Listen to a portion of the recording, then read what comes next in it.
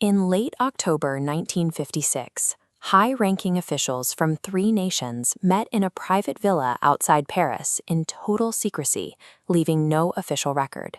They were drafting the Protocol of Suez. This document outlined a coordinated 3-stage invasion of Egypt.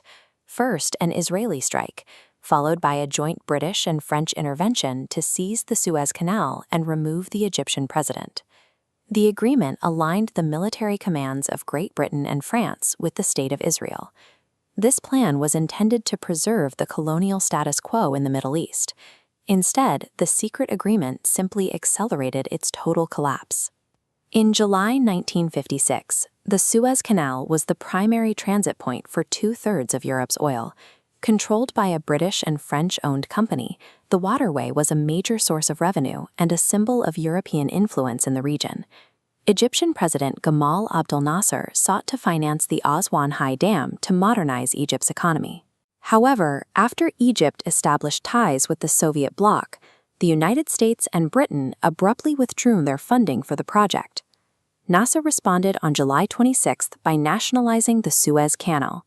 He declared the company's assets frozen, and future tolls would fund the dam's construction. To British Prime Minister Anthony Eden, the seizure challenged Britain's strategic interests. He began coordinating with the French government to prepare a military response. Simultaneously, Israel faced an Egyptian blockade of the Straits of Tiran and frequent cross-border raids. Israeli leadership viewed a potential conflict as an opportunity to reopen shipping lanes and degrade Egypt's military capacity. While all 3 nations wanted to strike, they needed a reason that would not look like a colonial invasion. They required a believable pretext for war.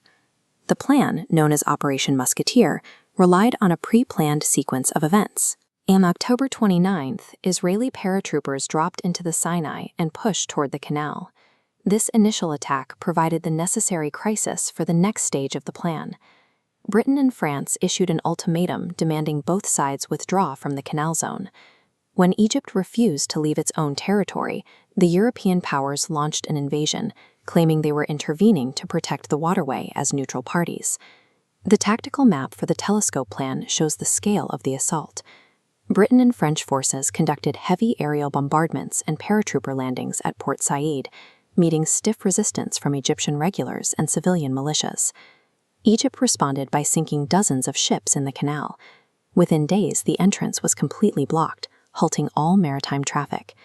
The European powers successfully occupied the canal, but the blockade made the waterway useless. They had captured a derelict asset. Foreign observers immediately noted the suspicious timing of the intervention. The Anglo-French ultimatum had been issued before the Israeli military even reached the canal, suggesting the response had been pre-written. President Dwight D. Eisenhower learned of the attack through intelligence reports rather than his allies. Coming just days before the U.S. election, the deception prompted him to take immediate action against the invaders. The crisis coincided with a Soviet invasion of Hungary. The Soviet Union used the Suez conflict to deflect attention from its own actions in Europe, threatening to use force against Britain and France if they did not withdraw. Eisenhower placed the U.S. military on battle-ready alert to deter the Soviets.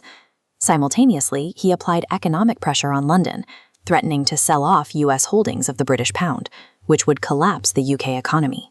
Faced with financial collapse and superpower opposition, Britain and France were forced to halt.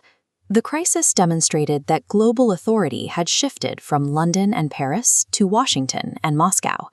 The British and French were now in a strategic deadlock. They needed to withdraw, but sought a way to do so without appearing to surrender to Egypt.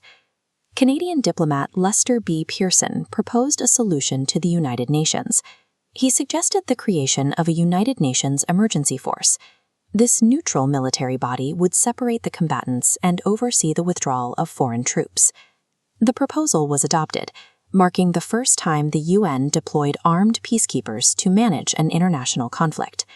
British, French, and Israeli forces withdrew from Egyptian territory.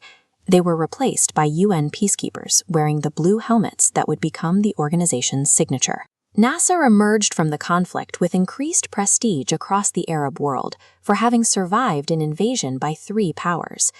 The Suez Crisis signaled the end of European colonial empires. From this point on, the Middle East became a primary arena for Cold War competition.